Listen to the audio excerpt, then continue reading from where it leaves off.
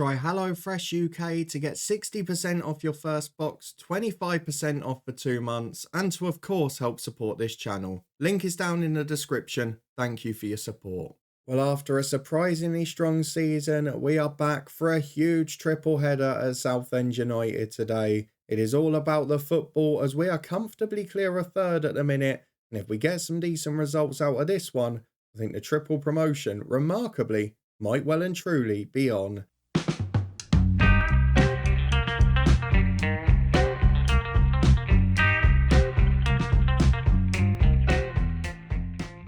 Yes, hello and welcome along to part 30 of this FM24 story, Saving Southend with me, Daniel. We are back today for a triple header away at Stockport, Bolton and at home to Millwall. Stockport and Millwall are 7th and 5th respectively, and Bolton a bit further behind, but a very strong side at their best. These three games will be defining because if we pick up a decent number of points from them, having already been 12 clear of third place Rotherham, we could be well on course for promotion. It's a remarkable achievement, despite the fact we've now got a couple of injuries and we continue to go from strength to strength despite being financially far inferior to most of the sides around us. So if you're looking forward to seeing if we can pull off one of the most ridiculous achievements from any of our stories so far in FM, then please do put a thumbs up on the video. But for now, a quick look and a reminder at where we left off last time, because we came through at the end of the transfer window with Leighton Stewart going out and those 3 loan additions from Southampton. And to be fair, it's added a bit more competitive edge to the squad, but it's not really caused much because the people who had been playing ahead of them are now doing so well, I can't really drop them out unless fatigue is the reason. For this episode, it is going to be important though, because it's 3 big games in a week, 2 different formations probably on show. We're going to need to have a bit of a squad that can cope with the 3 big games. So let's have a look at what's happened since you were last with me, because you saw that performance of champions yet again, a big 1-0 win against Cardiff. 2 episodes in a row we'd done that. We then got another one away at Port Vale off camera with Aaron Presley scoring an early winner and us holding on at the end with some time wasting changes.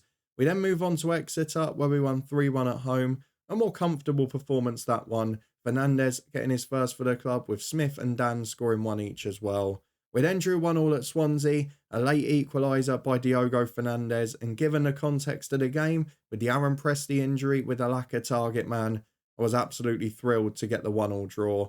Against Salford, the same result at home, not quite as exciting this time. At Bulgarian striker, we've definitely had before somewhere in FM, but he got the point as Jayden Dan scored our opener. But we bounced back in style on Tuesday night. We went 5-0 up despite bringing Presley back a bit too soon. He picked up a knock, but not before getting a brace. And for the final 25, we were able to rest others for this game. And okay, we conceded a couple, but it was a fairly strong performance. Fernandez now amongst the goals, with Ferry and Parks getting 1 apiece as well. So now we look to the run-in, and these 3 games are huge. We've also got Birmingham and Rotherham near the end. So if we do bottle it, it could fall away spectacularly. But this is some run. To be even in the mix is incredible. So let's go and get straight through to the first one. 3 big games, the dynamics are great, the club is in a very good position, and there's a lot of teams up and in and around that mix that should well be picking up points today. So let's see if they can deliver as we go away to Stockport County. They're chasing a top 6 place. They've got some very good players, including the likes of Bryan at left back, Green on the left wing, real quality in that squad. And they're playing a 4-3-3, which means we can potentially go with the back 4 today. I'm looking at the inverted wingers and thinking maybe it's a chance for us to play our 3. If we have a look at the team selection, Presley up front is injured, Kwanzaa at the back is knackered, and we've got to make our decisions based on that as well. So the thing we're going to have to do here is have a look ahead to who we're playing in midweek, which is Bolton, and see how they set up normally. Because I'm looking at their style and their tactic. They play a formation that's probably going to require us to have the back 3 because they've got 3 central attacking players.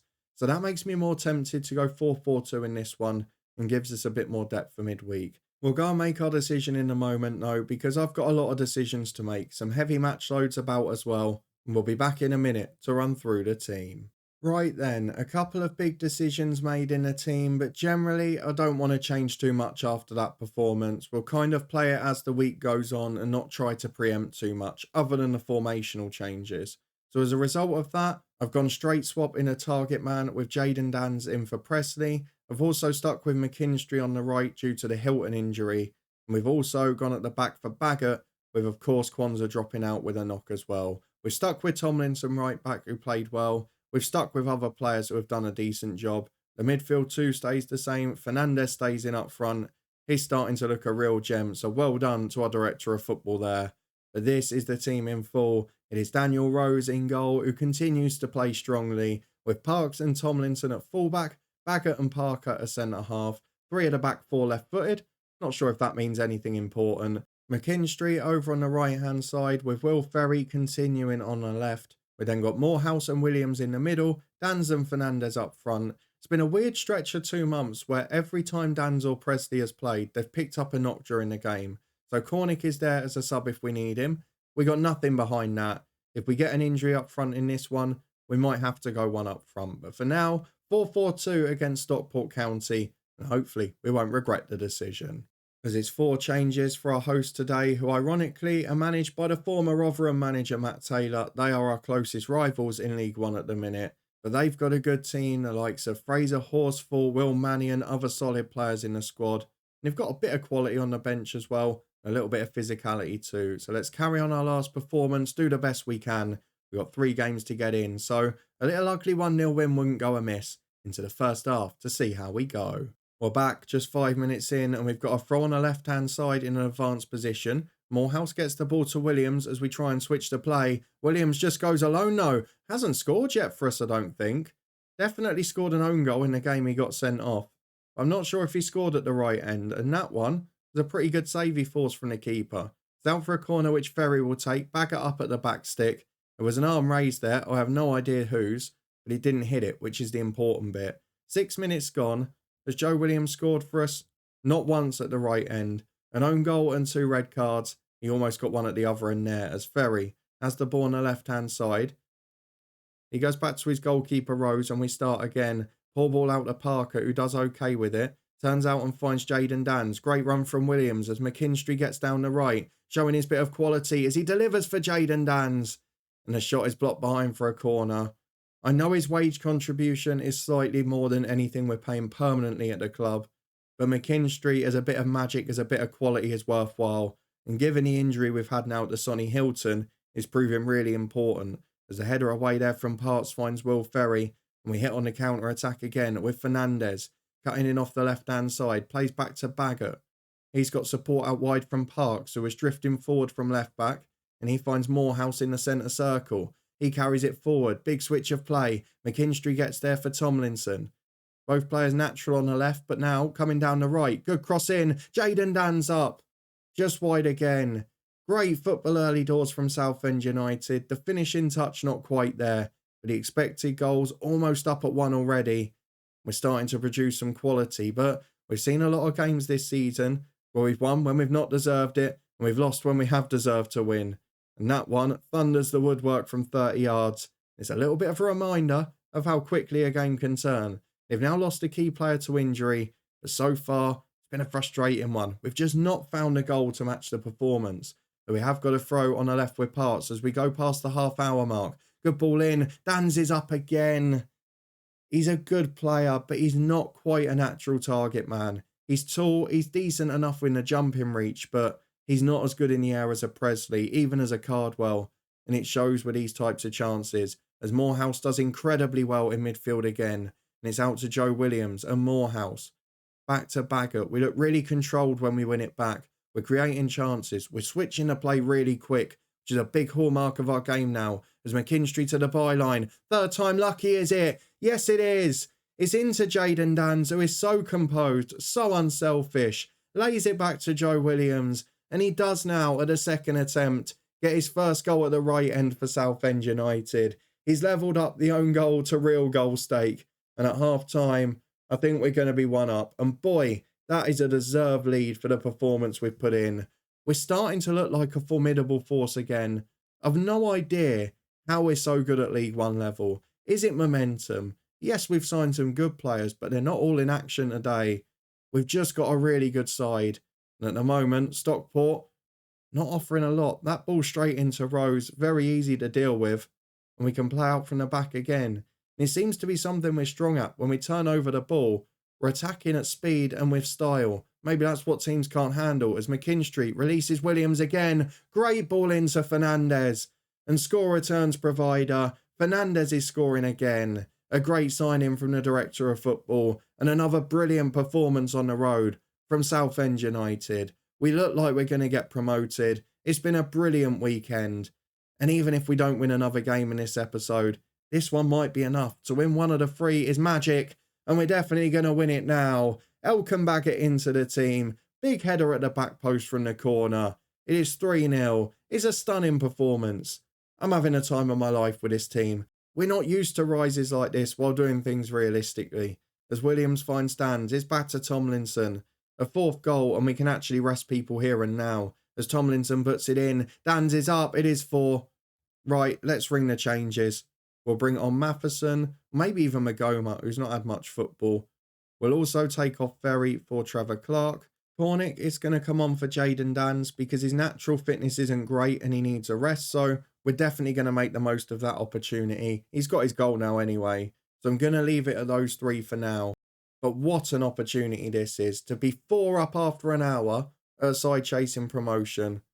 It's been a wonderful display, and we've battered them.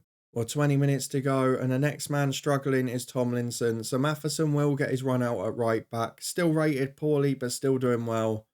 And I might give Morehouse the final substitution, just give him a little bit of a breather.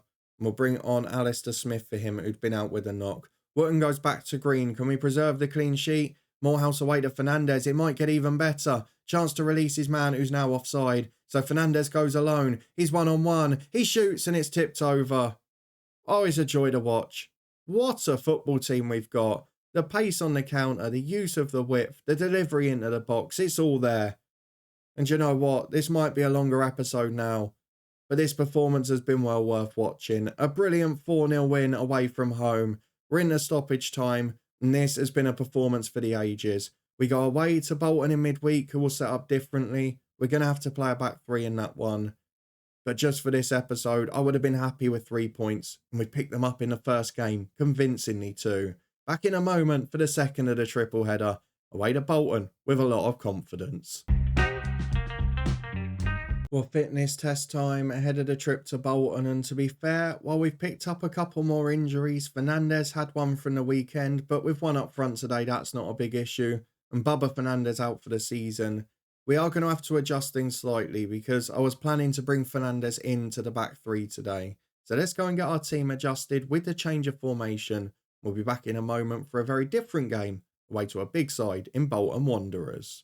Right then, it's quite possibly the least ever changes I've made while changing shape for a game, because it is just Jarell Kwanzaa returning for the injured Fernandez, who was up front. I've stuck with players who played really well at the weekend, and I'm hoping that we'll be able to get a result out of that. And then at the weekend, we can rest a few if we need to, because if we pick up 4 or 6 points from the first 2 games, the weekend then becomes a bonus.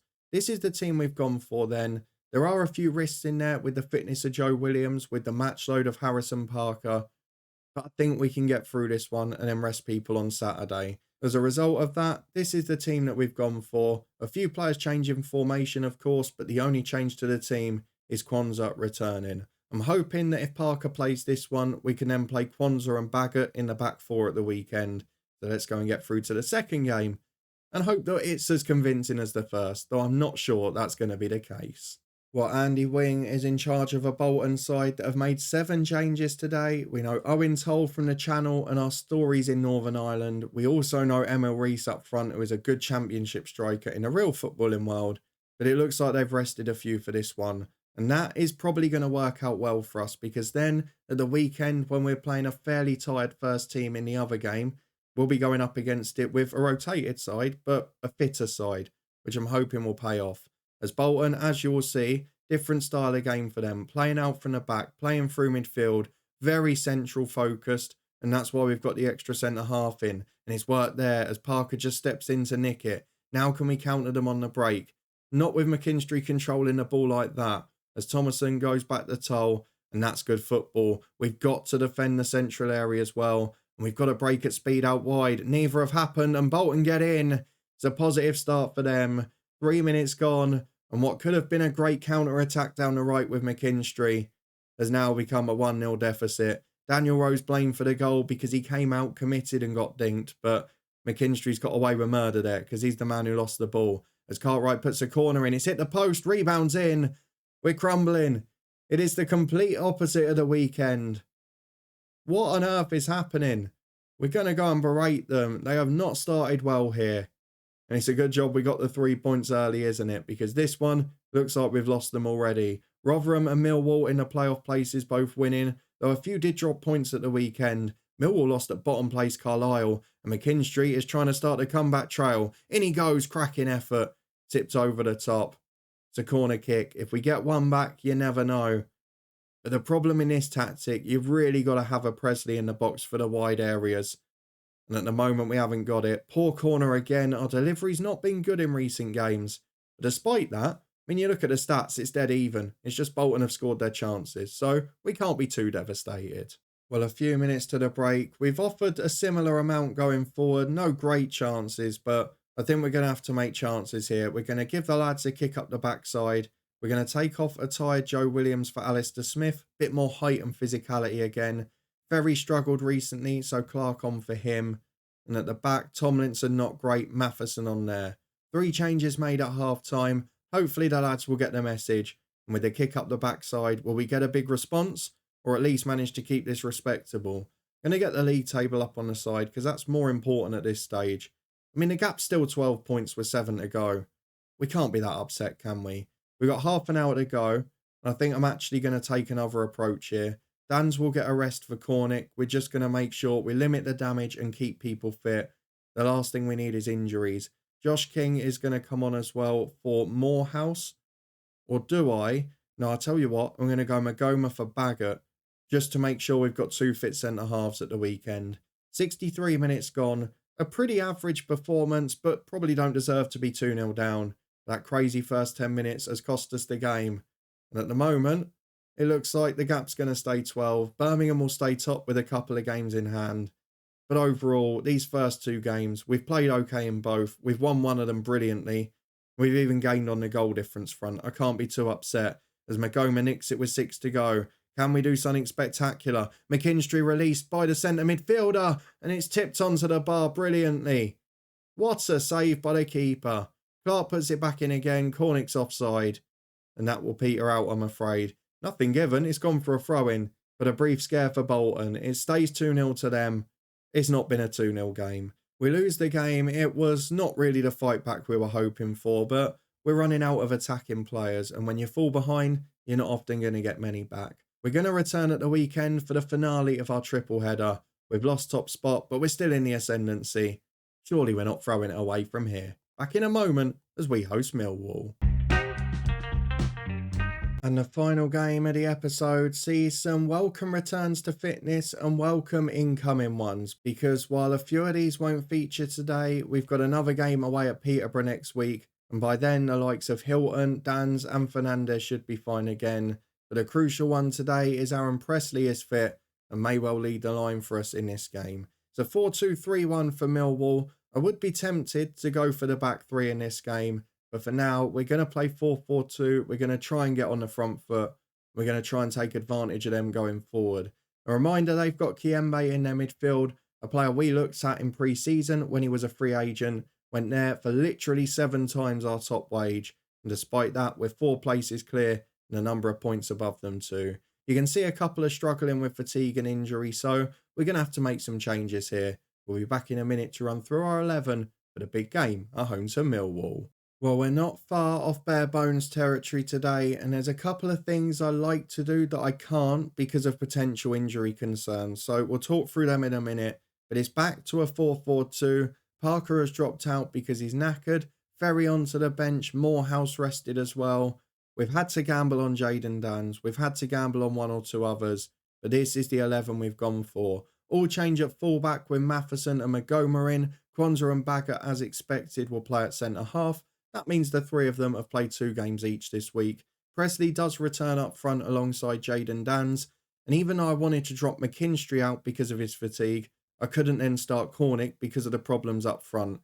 So Cornick's there, and will basically come on for one of either Dans or McKinstry. And then we've also got Craven, who can play right back and push Matheson into midfield if we get desperate a bit later on. Joe Williams is joined by Alistair Smith in the middle. I've chosen him for his physicality to come in alongside him. Morehouse drops out completely, and Sean Rose onto the bench because of the rulings on the number of loan players in the squad.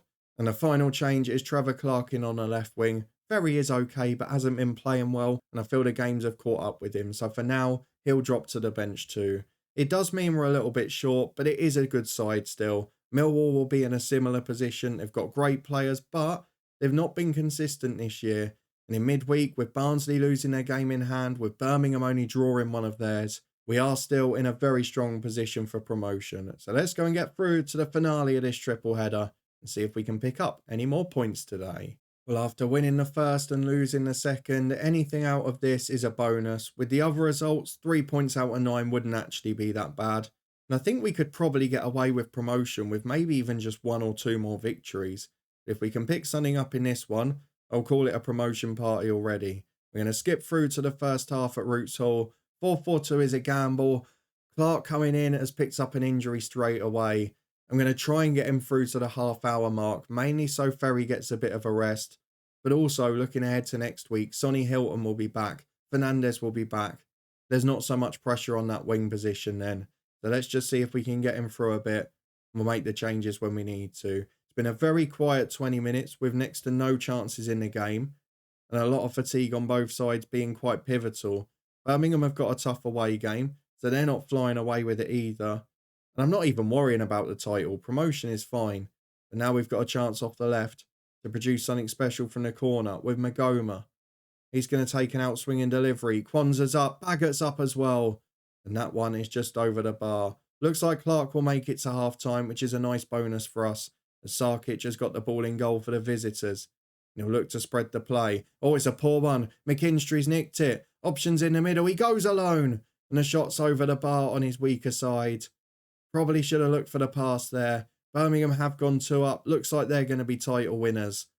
But we're the big favourites for second place. Despite a pretty awful first half here. No shot on target for us. But who cares? If we get a 0-0 draw against another side in that chasing pack, it's a very good result. Clark is going to be replaced by Ferry for 45 minutes.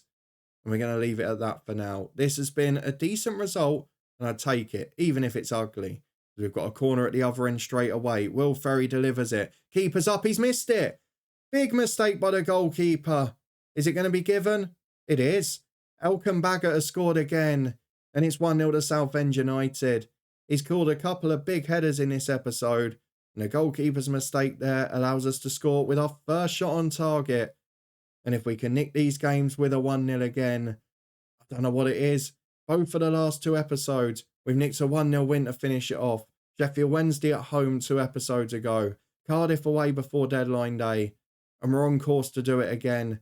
There is something about this team that refuses to be beaten. And I'm all for it as Magoma picks the ball up to Baggett. McKinstry on a yellow now. I'll take him off in a minute.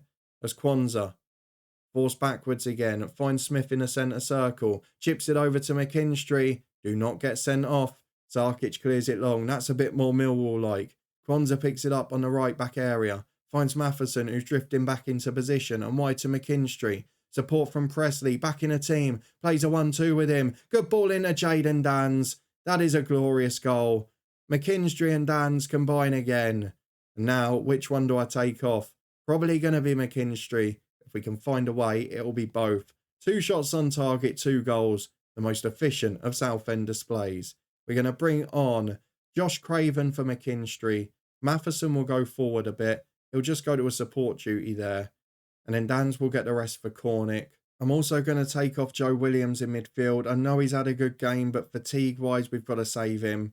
And do you know what? Actually, I'm going to save that a few minutes. So we'll just leave it at 3 for now. An hour gone. I don't want to overdo it too much. But let's just make sure this is comfortable. Birmingham are doing the same in their game. I mean, it's been a 2-horse race all season, really. We've pulled away so convincingly. and it looks like it's going to be job done. We've got just over 15 to go. If I can, I'll take Pressley off, but I'm not sure there's anyone that fits in that tactic very well. I mean, Cornick could do it, and I could chuck Rose up front. Smith's not a bad player in that role. He can't actually play the position, but he's got the qualities. So do you know what? I think I'm going to do it. I'm going to put Sean Rose on as the playmaker for Joe Williams. He'll switch sides with Smith. I'm going to put Alistair Smith up front because his game just suits being a target man. He'll be absolutely fine. And then in midfield, we'll put these two that way round. Josh King's been out of the team recently. He's not played that well. He's got an opportunity here. The changes are pending, which means Millwall will score from this as McNamara picks it up in the middle of the turns. He can work his way forward, but instead finds Jones. Big chip over the top. Baggett heads away. Only as far as Jones again. He finds Liminos on the left. A good header from Craven. And Matheson can break. Playing further forward than we'd like. It's basically a whole team of players playing further forward than they should be now. But Craven picks it up for Williams. He's had to be patient too. But again, these loan signings, that bit of squad depth, they're making their contribution now. Baggett switches it to Magoma. He carries it forward down the left. He's got a runner inside. Goes wide himself. Gets towards the byline. Great delivery. Sarkic punches. It's an awful decision. And it's out to Ferry again to Pressley. Deflects in for 3-0. What a final contribution. The tactical changes pending always means a goal. But this time is at the other end. I'm not complaining. Aaron Pressley with his final touch scores. And with 3-0, we've comfortably won. And we've got youngsters on now as well. This has been a phenomenal day. Well, stoppage time entered. Birmingham win 4-0. They're just too good at the top. But what a team we've produced. We're going to get promoted here. And it's going to be 3 in a row. I've not seen the likes on this channel. As Bramwell gets down the left-hand side. I know we did it on Twitch with Woking last year. But that was a bit different. Because we just had a brutal team that scored from set pieces galore. This team is playing great football. It's competing with better ones. And the size of the clubs in League One, as Millwall do get their consolation, we shouldn't be anywhere near it. But what a performance it's been. A great display to make it 6 points out of 9 from the 3 tough games. And with that, surely it's job done. I mean, mathematically, it's not that far away now.